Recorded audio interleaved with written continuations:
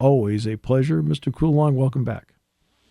The pleasure is all mine, as usual. I hope you guys are having a fantastic afternoon.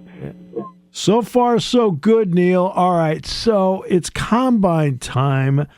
I've asked you this question before. How much in value has the combine changed over the years to what it is in its present form? The funny thing with that is I don't necessarily think the value itself has changed. The format is what's changed. I just had a conversation with people about this earlier.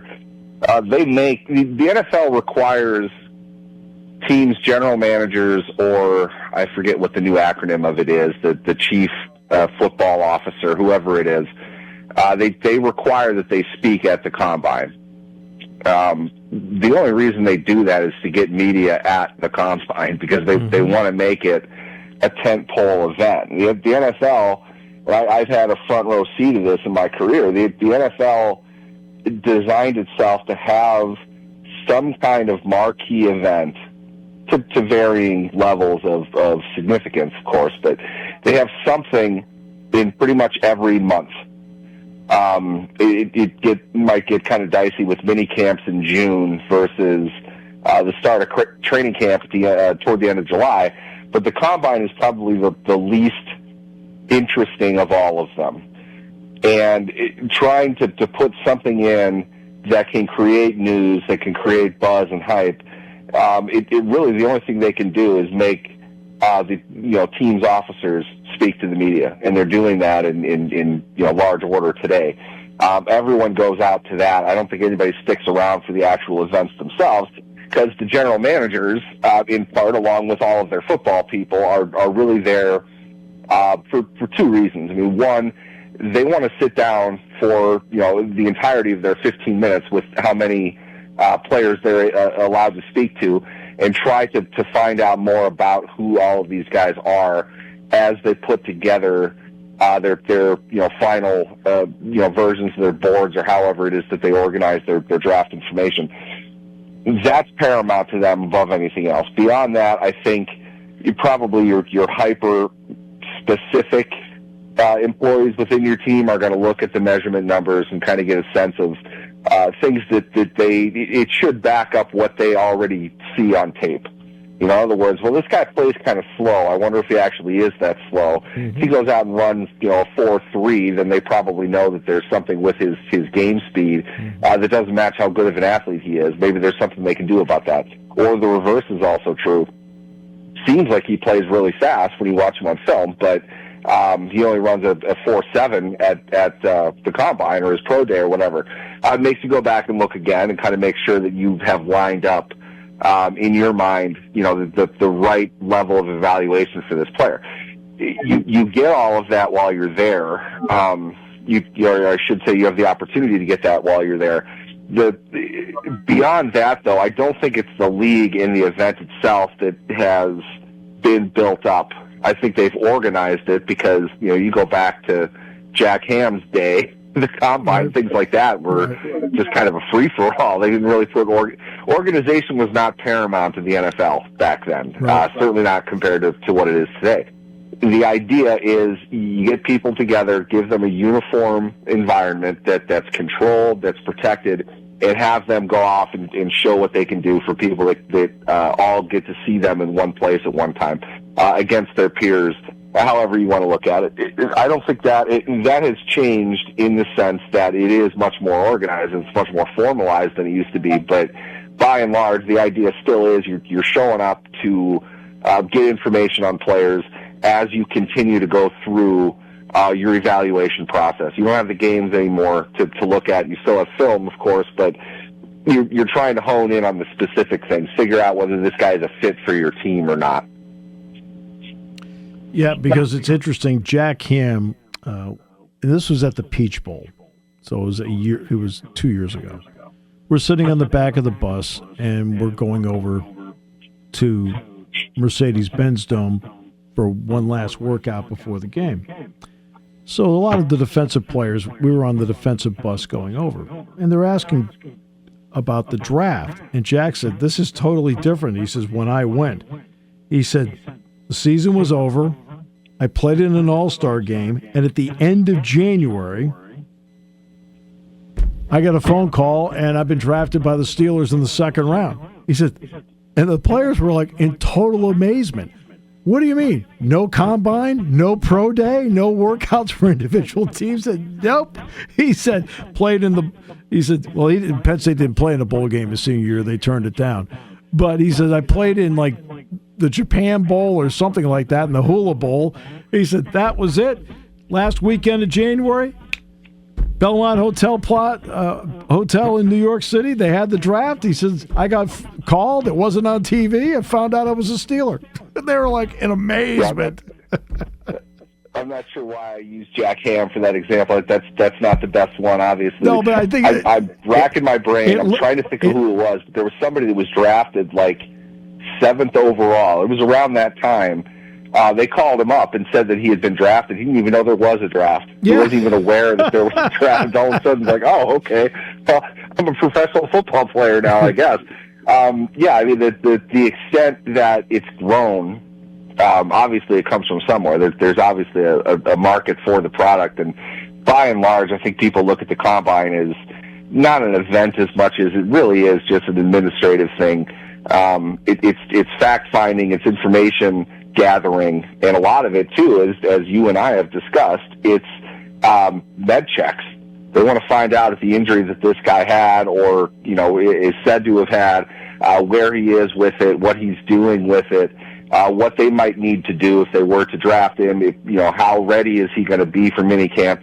That kind of stuff. You have to figure that out, and you need a time to be able to do that. You can't just give them a call. Right now during the process, they want to have it kind of fair for everybody to do, which is interesting because you look at a guy like Drew Aller, for example. He's a prospect in kind of a weak quarterback draft. I wouldn't be surprised if you're going to start to hear his name climb up a little bit. Yeah. But most people are going to be talking about the injury, which everything we heard at the time is still that it was clean, won't be an issue, he'll be fine, come Combine, come Pro Day and all that. But that's going to be a talking point. That is something that quarterback-needy teams are going to want to find out. They're going to want to get that information. That's the right and proper place to go do it. Now, whatever it is that he's going to do versus Ty Simpson versus Garrett Nussmeier, whatever, we'll find that out, how much we're really going to find out about any one of them. But a medical check for him, and to an extent Nussmeier as well, is critically important. Teams need to know that to kind of figure out where they might slot him, where he might fit in their philosophy for the position. Yeah, by the way, the player, 1944, fullback out of Syracuse named Norm Michael. They had a 32-round draft. He was drafted in the 20th round, and he never found out he was drafted and didn't find out until 50 years later. Right?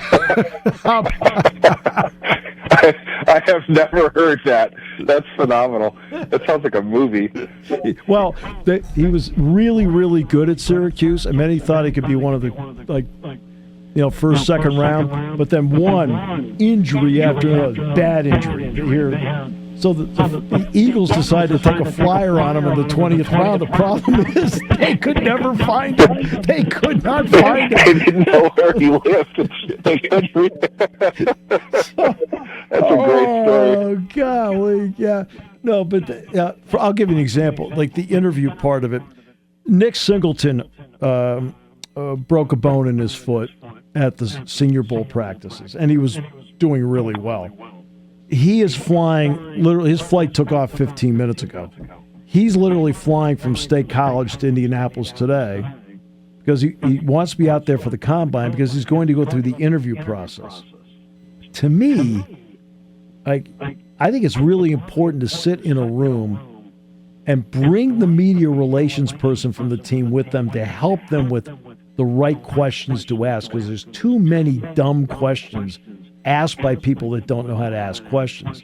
But Nick's going to go through the interview process. Which is definitely smart of Nick, but I would agree with you. If I was an owner of a team, I would be really, really nervous right now, and I probably would have spoken to everybody that's going to be in attendance. You got to look at this reflexively. Okay, this is their job interview. This is a huge moment for their career. They have a lot of pressure on them. So do you. Okay. Yes. It goes both ways. You ask stupid questions, you get stupid answers. You ask offensive questions, you get in a lot of trouble and you make me look bad. Okay? Yeah. Let's be smart about what we're doing. We can be professional. Okay? There's a lot of this stuff. We don't need to test how much tolerance he has to dumb questions. We don't need to know about that. We'll take care of that when they're in the door. Right. For now, just play it straight down the middle. You're not trying to psychoanalyze them. You're really trying to figure out basic stuff, see how they respond to it, see how they react to it. But there's absolutely no reason to be offensive about any of this. We shouldn't have to take 5 minutes to talk about it, but history shows that we do. There are people that just do dumb stuff, and let's not be that team. Okay, we're not going to tolerate that internally. I don't want to be associated with that, so don't. And a guy like Nick, like you mentioned, it makes a lot of sense for him to show up because he didn't break his brain, he broke his foot. So he can be there to talk to teams, and they know what type of player he is. Sure. He's absolutely a high-level guy. He's going to get drafted, I would imagine, day 2, if not earlier even. But he's not going to... He's not going to have to hide from that injury. He's not going to have to mask anything. And also, it's the opportunity to go show him everything's great. It's broken bone. Wasn't surgically repaired. It'll be fine. It'll be good as new. This is what I'm doing. I'm running a little bit. This is where I am. Doctors are all telling me that I'll be fine come May. Here's a note from them. This is what we're going to do. That's mature. That's kind of, the guy that's looking ahead. He's going to answer the questions before I even have to ask them. And with that, you're going to be able to, kind of control the narrative of the conversation that you're having instead of letting some guys that aren't paid to ask people questions for a living have free reign over what's going on. Slamming too many Monster energy drinks or coffee beforehand and just going kind of crazy, left to their own devices within something like 50 of these a day. I mean, that's a heavy load. So, I don't know. I guess rounding all of that off, I would be, if I was the owner, I'd almost feel like I need to be involved with this just to make sure this is on the up and up. That's just me. I'd have a tough time leaving, the testosterone-laden football guys in a situation like that. I don't know how comfortable I'd be with that. All right, so I do have to ask the obligatory Ty Simpson question. Because the door might be open for him to be available when the Steelers finally do draft. If you're the Steelers, he's there, and say a wideout like Denzel Boston is there. Where do you go with this? I run to the podium and draft Denzel Boston. I'm not drafting Ty Simpson at 21 overall. No way. I am with you 100% because Jack Ham and I, because we've seen Boston play in person, which means we watched a lot. That kid's good. Yeah, we watched a lot of video of him going into the game.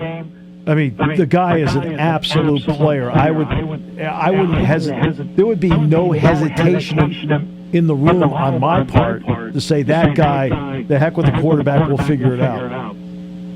It's so interesting to me because it seems like, historically, it's almost like there are tiers of certain positions that get bracketed into certain spots. Quarterback seems to go like 7 or 11. It used to be there was a financial difference at pick 11 compared to pick 10. And you could see if you didn't really want to take the chance on the top 10 pick with the quarterback, but the team drafting after him that doesn't have to give up as much money would definitely want that guy there. It seems like some guys just won't qualify for a variety of reasons, and in my opinion, very superficial reasons, to not go in the top 20. Justin Jefferson, J.S. These are high-level receivers. It might be 1 and 2 in the NFL in terms of talent. Yep. They both went in the 20s. Why? I really can't figure it out. The only thing I could ever think of with Jefferson was everyone's watching Jamar Chase. So how good could Jefferson possibly be if Jamar Chase is on the other side of the field? Right. My thought was, receivers... And we lost him there. There we go. This is one of those where we'll make the quick adjustment here.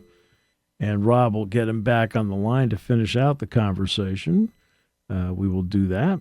And as soon as we get him back, Rob will text me, and we'll go from there. We were talking about the NFL draft, Steelers drafting in that 21 spot. Some mock drafts, you're going to have about 1,500 mock drafts between now and April 23rd, when the draft is actually in Pittsburgh this time around. That will have the name of Ty Simpson near the Steelers.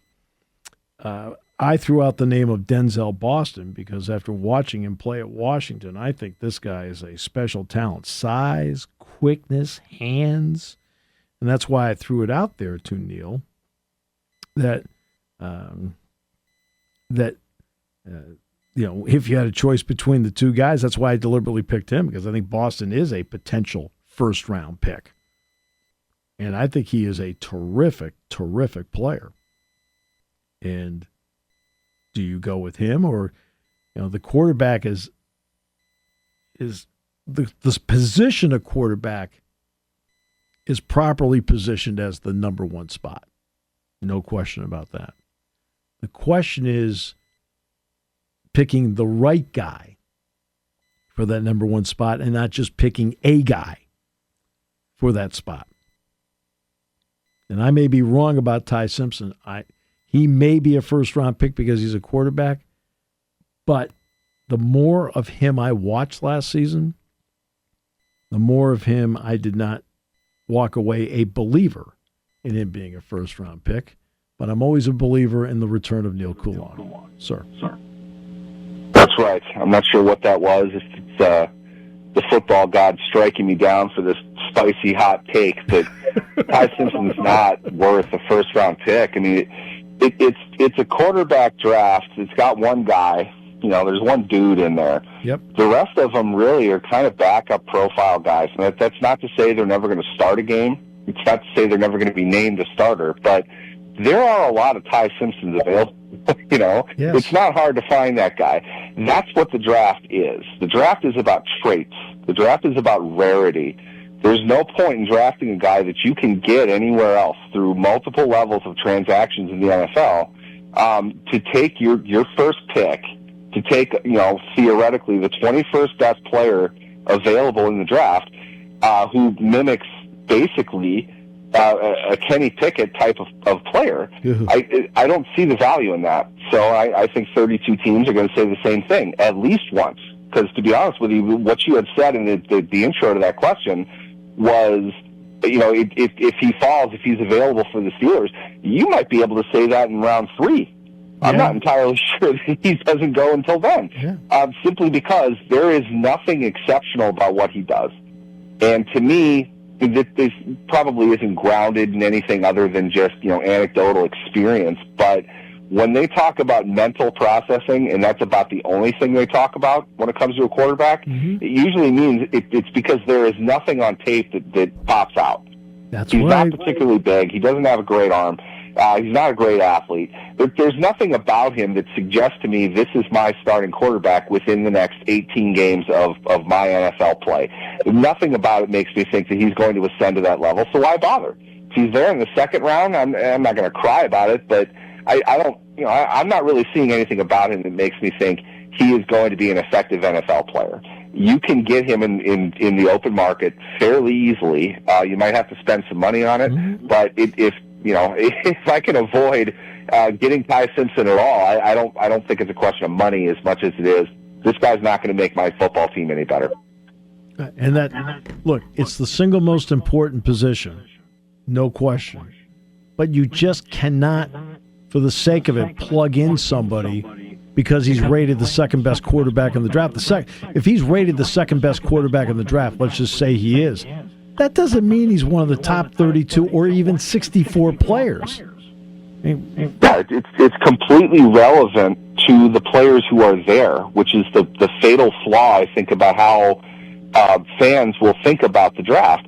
You aren't drafting against the rest of the draft. You're drafting against your own needs as a team, where you're trying to go. Those players have to fit certain molds. They have to check certain boxes. I don't care if he's the first or the fifth. If he's not the guy, he's not the guy. But just because there are no other guys, he happens to rise to the top or the second level doesn't mean anything.